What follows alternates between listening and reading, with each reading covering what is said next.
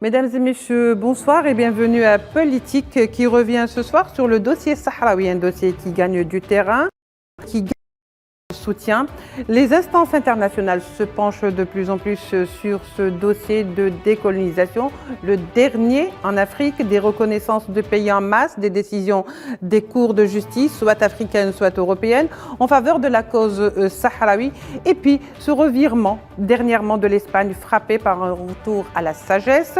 Autant de facteurs qui remettent la justesse du dossier sahraoui à la une de l'actualité et de la politique. Le compteur inscrit des points à n'en plus finir en faveur de la cause sahraoui. Le rétablissement du tracé géographique entre le Maroc et le Sahara occidental, en plus de la plainte déposée par l'avocat du Front Polisario, Maître Gilles Devers, contre Africa et Coraes, ce fameux rallye qui vient de traverser les territoires contestés, faisant très peu de cas de la légalité et du droit international. Le débat est lancé.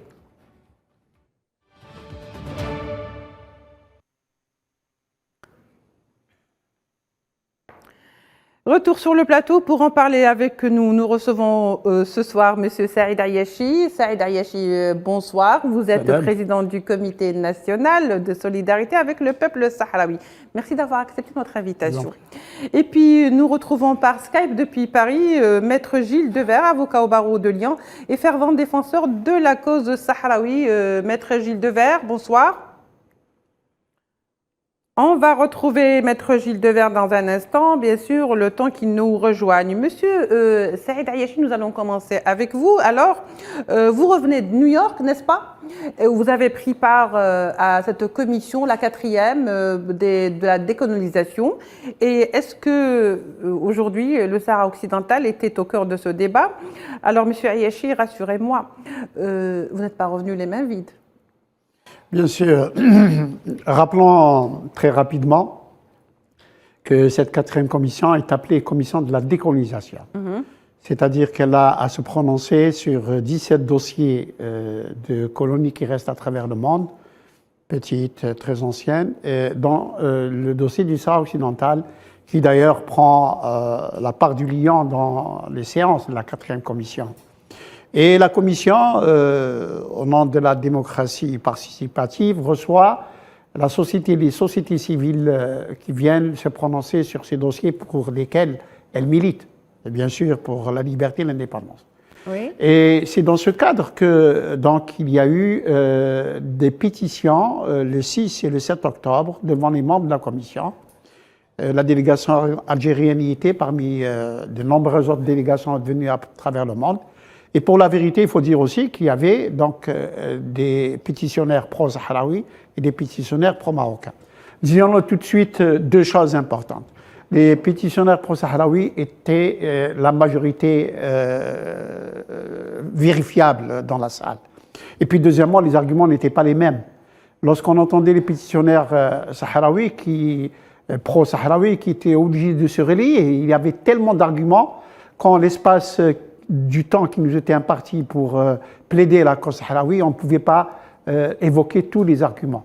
À l'inverse, les pétitionnaires pro-marocains, eux, étaient dans l'anecdote la plus totale. Il n'y avait aucun argument juridique, ni diplomatique, ni historique. Et alors, ils se rabattaient sur des fables comme Tindouf, prison à ciel ouvert, comme les enfants soldats dans les rangs de l'armée de libération sahraoui, comme le détournement des dents alimentaires, un refrain qu'on nous resserre de façon récurrente.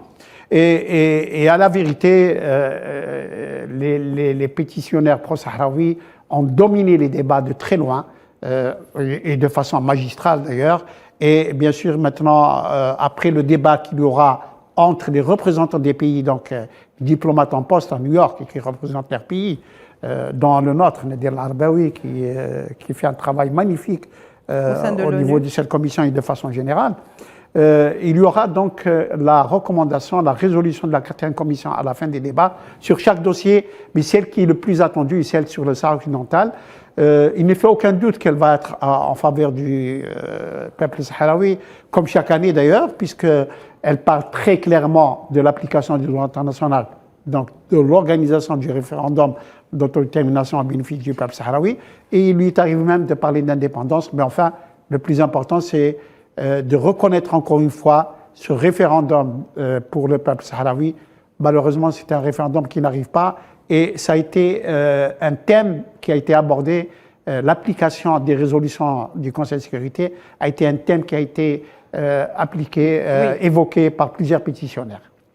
Justement, Monsieur Saïd Ayachi, aujourd'hui, par exemple, au sein de cette commission, il y a beaucoup de pays africains qui ont plaidé en faveur de la cause sahraoui, en faveur du droit du peuple sahraoui à s'autodéterminer. Donc, cela constitue quand même un certain bloc qui va faire pencher la balance en faveur du dossier sahraoui, que ce soit au sein de l'Union africaine ou que ce soit même au sein des instances onusiennes. Alors, maintenant qu'on voit cette majorité, et je n'aime pas trop ce mot, mais alors pourquoi vous pensez aujourd'hui que la partie marocaine soit aussi en droit d'être réticente et que tout le monde ou presque personne ne fait pas le moindre geste pour justement aller vers l'application du référendum? Alors, si l'on parle des pétitionnaires d'abord, je vous le disais, l'écrasante majorité des gens qui ont plaidé pour la cause sahraoui étaient des pro-sahraouis, bien entendu. Et je le répète encore une fois, on avait, j'allais dire, un surplus d'arguments à faire valoir devant les membres de la 4e commission, à l'inverse des pétitionnaires pro-marocains, qui étaient d'abord en minorité, mais qui étaient aussi, encore une fois, dans une grande gêne de pouvoir le faire. Et cela a été constaté par beaucoup de gens. Les pétitionnaires pro-marocains étaient en très grande partie des pétitionnaires qui ont été recrutés, qui étaient payés, parce qu'ils plaidaient sans conviction, en fait. Bien entendu. Pendant qu'en face, il y avait des militants. Laissez-moi raconter très brièvement cet épisode, ce moment extraordinaire où il y a eu la très forte délégation canarienne, 33 personnes qui sont venues des îles Canaries, en réponse à ce qu'on veut leur proposer le 22 octobre, une conférence fantoche à Las Palmas. Donc 32 Canariens sont venus et ils se sont arrangés pour être inscrits les uns après les autres. Et pendant 1h30, on n'a entendu que des plaidoyers pro-sahraouis, à telle enseigne quand le premier pétitionnaire pro-marocain a pris la parole, il était totalement inaudible dans cette salle. Oui. Et donc, pour ce qui est de l'application du référendum d'autodétermination, nous allons d'abord prendre acte de la recommandation, de la résolution qui va, n'est-ce pas, accoucher des travaux de la 4e commission. Il y aura le Conseil de sécurité, évidemment, fin octobre également. Et il ne fait aucun doute qu'on va encore reparler de l'application. C'est le droit international, vous savez. Oui. C'est le droit international, on ne peut pas y déroger. Et ce qu'on demande, ce qu'ont demandé les pétitionnaires et ce qu'on continue de demander, ce que demandent les Sahraouis d'abord au premier chef, c'est l'application du droit international, c'est-à-dire l'organisation du référendum lui-même. Et donc c'est sur ce chapitre, sur ce point précis, que l'ONU est interpellée au niveau de toutes ces institutions, que ce soit au niveau de la 4e commission, de l'Assemblée générale ou du Conseil de sécurité. Il faut aller vers l'application du droit international et l'application des résolutions onusiennes qui reconnaissent au peuple sahraoui le droit à l'autodétermination. Alors, au fait, il y a des pays africains qui se sont ralliés ou qui ont plaidé pour la cause sahraoui, et cela c'est tout à fait normal. On va dire presque, bien sûr, on se penche du côté de celui qu'on aime, mais il y a également des pays comme par exemple la Russie qui vient de plaider en faveur de l'application du droit international dans la question sahraoui et donc l'organisation d'un référendum. Et lorsque un pays comme la Russie parle de la question sahraoui, on ne peut pas dire qu'il penche pour le Sahara occidental, mais beaucoup plus pour le droit et pour la légalité internationale. Alors, qu'est-ce que des pays comme ça, je dirais assez forts, assez cotés sur la scène internationale, peuvent jouer comme rôle pour justement précipiter ou faire un petit peu vite pour faire appliquer le droit international, justement? Alors, surtout que la Russie est pays membre du Conseil de sécurité. Membre permanent. Absolument. C'est-à-dire qu'il a le droit de veto. Comme vous le savez, le droit international, c'est lui qui structure les relations internationales. Hein. S'il n'y avait pas le droit international, ce serait la loi de la jungle dans le monde. Donc le droit international, lui, équilibre, gère les relations entre les États et permet, un tant soit peu, d'assurer la paix, la sécurité et la stabilité dans le monde. Et personne, le droit international, vous savez, est très clairement en faveur des Sahraouis, parce que, je l'ai dit plusieurs fois sur ce plateau, d'autres analystes l'ont fait bien avant moi, le dossier du Sahara occidental est juridiquement inattaquable, parce que le territoire du Sahara occidental est répertorié au niveau de l'ONU comme territoire non autonome.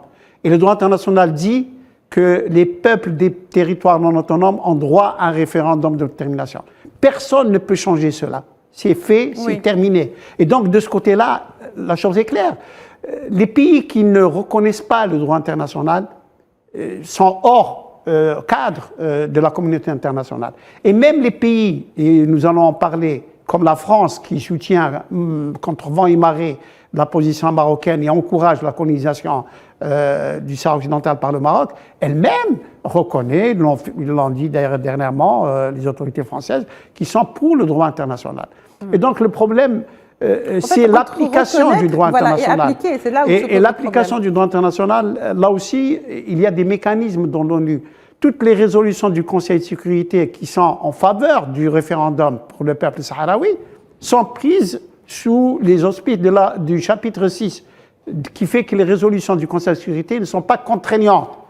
Elles n'obligent pas les États concernés à les appliquer.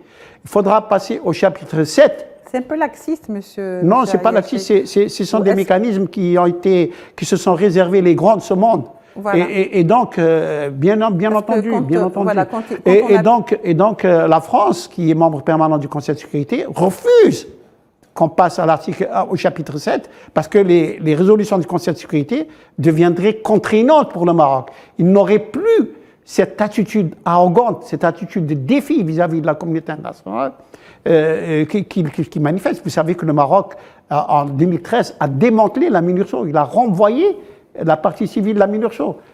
Rien ne lui donne ce droit et il n'a pas été sanctionné pour ça. Absolument, vous savez que le Maroc entrave le travail de 4 envoyés personnels successifs du secrétaire général qui ont pour mission de dynamiser, de mener à bon terme le processus politique développé par l'ONU. Et le Maroc n'est pas rappelé à l'ordre. Et d'ailleurs, on assiste encore déjà, il a commencé à entraver le travail des Mistura quand il l'a empêché d'aller dans les territoires occupés, sauf s'il devait prendre langue avec des gens qui lui désigneraient. Voilà.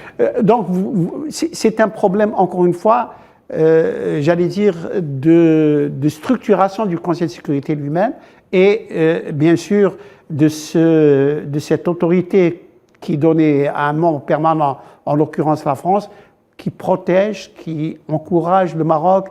Vous savez, je suis de ceux qui pensent que si la France adoptait une attitude de neutralité, tout simplement, on lui demande même pas d'être résolu. Le problème serait résolu dans l'année qui suit. Oui. Mais maintenant, évidemment, vous avez parlé de tous ces pays africains et les pétitionnaires sont venus de tous les continents. Je dis bien de tous les continents pour les Sahraouis. C'est vérifiable sur les listes. Et donc, la cause sahraoui est portée à bout de bras par les Sahraouis eux-mêmes d'abord, mais aussi par tous les gens qui les accompagnent, les hommes, les femmes, épris de justice et des libertés. Oui. Et parce que le droit international, je le répète, est très clair en la matière. Et donc, maintenant, il reste à appliquer ce droit international parce que telle est la volonté des sociétés civiles du monde entier qui font une certaine pression. Et la pression doit être dirigée, entre autres, sur le Conseil de sécurité pour que précisément il passe au chapitre 7 et notamment doit être dirigée sur la France qui doit se retirer d'une protection injuste et incompréhensible qu'elle accorde au Maroc dans une entreprise colonialiste même, et à ce moment-là permettre que justice soit rendue au peuple sahraoui. Très bien, monsieur Saïd Ayachi. Monsieur Gilles Devers, bonsoir. Merci de vous joindre à nous. Monsieur Gilles Devers, d'abord, je voudrais savoir qu'est-ce que vous pensez de ce que vient de dire notre invité, Monsieur Saïd Ariachi. Et surtout, je voudrais un petit peu revenir sur le rapport que vous avez rédigé concernant justement l'histoire du rallye. Et je rappelle que vous l'avez rédigé personnellement, la plainte contre Africa Eco Race, n'est-ce pas, Monsieur Gilles Devers? Mais tout à fait. D'abord, je vous salue et je salue le public. Et c'est un plaisir de pouvoir échanger avec ce niveau de qualité argumentaire et le temps nécessaire pour cela. Donc, avec Monsieur Luchy, on est entièrement d'accord. Le droit international, il est comme cela, mais il est tout à fait clair. Ensuite, on est dans une époque où on voudrait tout marchandiser. Donc, on te dit, on va vous donner un peu d'argent, vous allez pouvoir faire des affaires, et puis le droit, on passe à côté. Et les peuples disent non, non, non, non. Et en tout cas, du côté des dirigeants sahraouis et du peuple, c'est parfaitement clair. Donc, on est dans la mise en œuvre. Et c'est le grand défi du moment. Pour ce qui est de cette course, c'est un truc de gosse mal élevé et inculte. Ils se mettent sur la notoriété du Paris-Dakar et ils font la même chose en l'appelant Africa Race. Alors, on va sur leur site, qu'est-ce qu'on trouve? On trouve une carte du Maroc. Même le Maroc la présente pas comme cela. C'est d'habitude, il y a un petit trait pour marquer la part de la zone que le Maroc considère à lui. Mais là, il n'y a rien du tout. Et toute la communication, c'est de dire, vous allez traverser 3 pays, le Maroc, la Mauritanie et le Sénégal. Dakhla est une ville marocaine et sur la superficie du Maroc, ils affichent un Maroc à 700 000 km, c'est-à-dire qu'ils ont directement inclus le territoire du Sahara occidental. Alors, c'est une société qui, comme tous les marsouins, ces gens de la magouille, là, ils sont allés s'installer à Monaco. Donc, justice de Monaco, on peut en parler, mais on fera une émission spéciale pour cela. C'est pas notre sujet, mais elle n'est pas crédible. Donc, par contre, il y a ils vont partir de 7. Et là, il y a des actes de la course qui ont lieu sur le territoire français et il y a des participants qui viennent de France et de tous les pays européens et qui, eux, sont tenus par les juridictions. Donc, quand on regarde leur site et leur cours, ben, qu'est-ce qu'on voit? On voit que pour eux, la colonisation du Maroc s'est réglée, les formalités de douane se font à l'embarquement à 7 et après ça se fait à la frontière mauritanienne. C'est-à-dire pour eux, la colonisation, c'est impeccable, ça donne un cadre pour faire une course. Donc, c'est une manière de présenter sous un jour favorable, ce qui est un crime de guerre. Dans le droit français, la colonisation, c'est-à-dire le fait de prendre un territoire par la force armée et d'y installer sa population, c'est défini comme un crime, c'est l'article 416. Ce crime, il est opposable aux complices, et donc quand vous faites cela, vous êtes complice. Et on a le délit de provocation, on a ce délit qui est de vanter, de présenter sous un jour favorable, qui est donc l'apologie. Et donc on a déposé une plainte, j'ai rédigé au nom de l'association des Amis de la Race, qui est une association française très efficace. J'ai rédigé une plainte dont a été saisi le procureur de la République. Et un petit mot encore pour préciser cette plainte, c'est que nous sommes bien dans ce que disait le docteur Ariachi, c'est-à-dire l'application concrète du droit. Et auparavant, nous avions fait d'autres et on butait sur une question qui était factice, qui était liée aux options diplomatiques françaises, mais qui était de dire, on ne sait pas quelle est la frontière, c'est compliqué, c'est l'ONU, c'est ceci, c'est cela. Sauf que il y a eu un procès qui a été fait par la Confédération paysanne sur les produits qui viennent du Sahara, les produits agricoles issus du Sahara occidental et présentés en France comme des produits marocains et destinés à envahir le marché européen. Et donc, on a fait une procédure au nom de ce syndicat devant le Conseil d'État français. Et le Conseil d'État, qu'est-ce qu'il a fait? Il a pris sien, il a intégré les 3 arrêts de la Cour de justice de l'Union européenne, et pour la première fois, je veux vraiment souligner cela, le Conseil d'État français dit qu'il y a 2 territoires distincts et séparés, que Dakhla n'est pas une ville marocaine et que les autorités marocaines n'ont pas le droit de délivrer les certificats d'origine. Ensuite, il a demandé à la Cour d'en tirer les conséquences. Donc notre plainte vis-à-vis du procureur, elle est d'autant plus solide qu'on lui dit, si le procureur est en retard parce qu'il est encore dans les compromissions diplomatiques, et ben le Conseil d'État, il a rompu. Et le Conseil d'État français dit que le Sahara occidental n'est pas marocain, ne le sera jamais. Oui. Alors, juste pour l'information, Monsieur Gilles Devers, est-ce que vous pensez que cette plainte va dissuader justement les organisateurs de ce rallye et va leur faire, si vous voulez, faire demi-tour ou faire marche arrière? Écoutez, ces organisateurs, ils sont drogués à l'irresponsabilité. Ils sont addicts à l'irresponsabilité. Ils mettent leur siège dans une principauté où il n'y a pas de justice. Ils embarquent le prince régnier, là, qui dit qu'il fait de l'humanitaire et il va donner un chèque de 10 000 euros. Mais qu'est-ce que c'est que 10 000 euros pour lui? C'est un repas. Et tout est sur le même registre. Donc c'est sûr que sur ce plan-là, on n'attend rien de leur part. Mais par contre, la procédure va se poursuivre. Et le procureur n'a pas tant de marge de manœuvre que cela. Mais il y a les fédérations. C'est-à-dire qu'il y a la Fédération française de véhicules de course automobile, il y a la Fédération française de motocyclisme qui ont été notifiées aussi parce qu'elles parrainent cette cour. Il y a tous les sponsors qui sont ici. Donc le Front Polisario a toujours donné les consignes qui sont d'être ferme, mais d'être dans la diplomatie. L'Association des Amis de la Race en France, elle fait la même chose, mais il faut bien comprendre qu'on passe un cap et que, eh bien, de plus en plus, on sera dur, nous aussi. Et je ne vois pas pourquoi il n'y aurait pas de suite à ces plaintes et comment le procureur de la République à Paris va pouvoir maintenir longtemps le point de vue de la colonisation. En tout cas, on se donne, nous, les moyens d'agir. On fait ce qui est notre devoir, on leur dit les choses, et puis qu'ils se tiennent prêts pour d'autres actions qui seront de plus en plus déterminées. En tout cas, moi, je reçois des instructions tous les jours qui est de dire le droit est connu, il faut l'appliquer.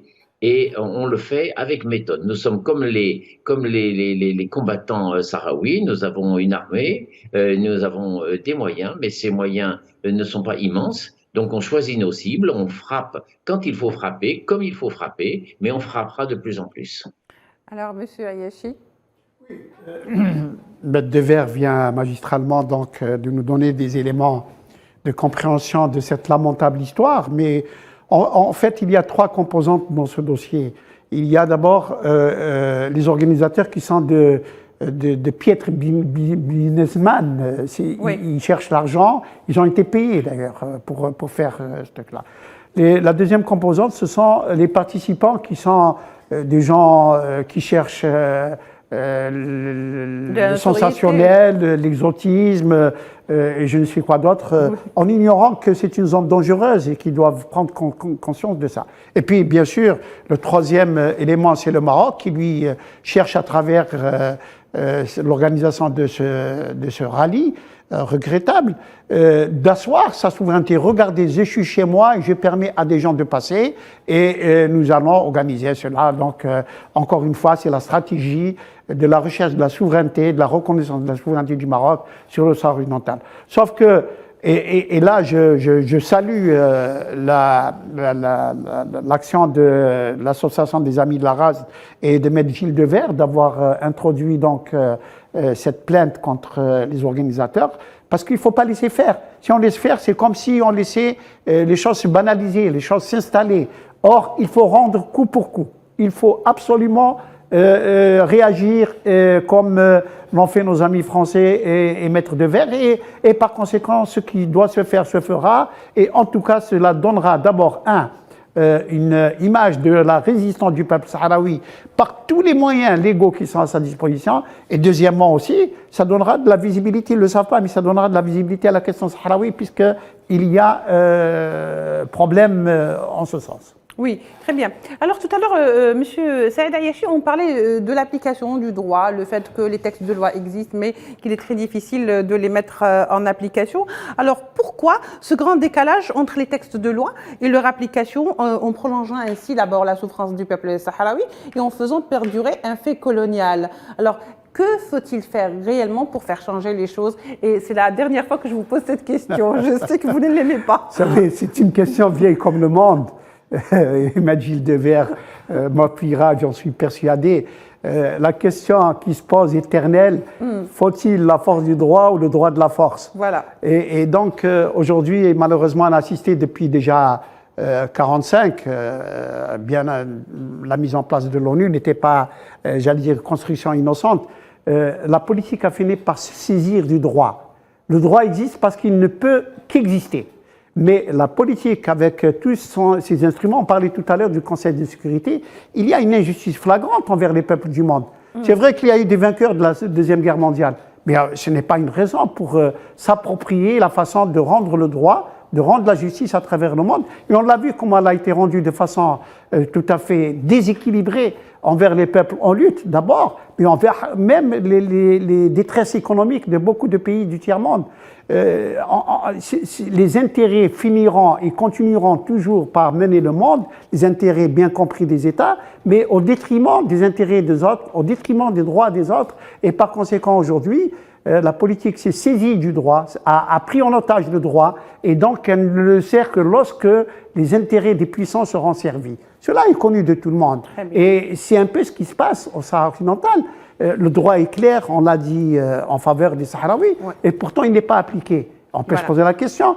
Il n'a pas été de même dans d'autres situations, et plus près de nous encore de l'Ukraine, où je ne discute pas du fond des choses, mais je discute du fait que il y a eu des cris d'orfraie pour dire mais il y a, n'est-ce pas, une invasion, mais bien sûr qu'il y a une atteinte des droits de l'homme, et il y a ceci. On voudrait bien qu'ils appliquent les mêmes standards pour les Sahraouis et pour les Palestiniens. Sahraouis, exactement. Merci beaucoup, Monsieur Saïd Ayachi. Je rappelle que vous êtes président du Comité national de solidarité avec le peuple sahraoui. Merci à vous également, Monsieur Gilles Devers, maître Gilles Devers également. Vous êtes avocat au barreau de Lyon, mais également avocat du Front Polisario. Mesdames et messieurs, merci de nous avoir prêté attention. Au revoir et à très bientôt.